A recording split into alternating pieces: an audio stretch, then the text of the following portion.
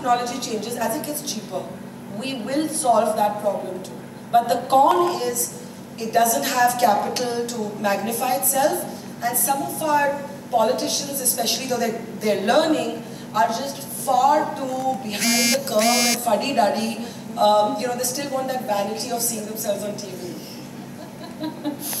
Okay, so recently I was having a conversation with someone about this whole thing with fake news. Yeah.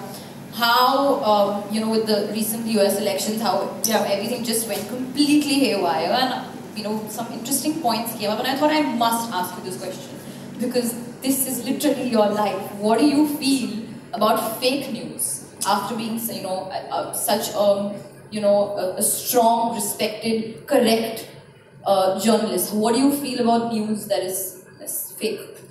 So I think news globally is at an inflection point, and there is a kind of crisis, and this is the downside of the digital world. One of the downsides that I spoke as an entrepreneur or as a practitioner, but as a consumer or a journalist, one of the downsides is that Google can say any shit, right?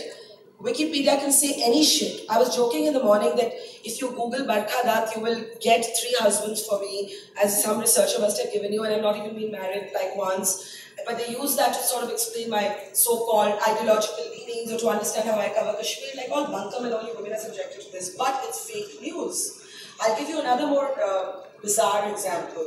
There is a website, I won't name it only because I don't want to give it publicity. I do a lot of reporting in Kashmir, and you're half Kashmiri, and you have roots there, so you know how much I love the place.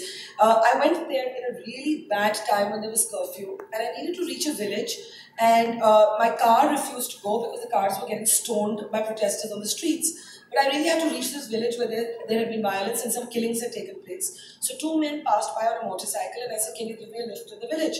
So they said, "Sure, but you have only 10 minutes there, and then we'll drop you back here because it's too dangerous." I said, "Okay." So my cameraman and I traveled on the back of these bikes. We didn't know these people's names. They were just kind strangers. They took us to this village. They brought us back, and I came back. When I came back to Delhi a few days later, I saw that this particular website had taken a photo of me on the back of the bike of this guy. He's some Kashmiri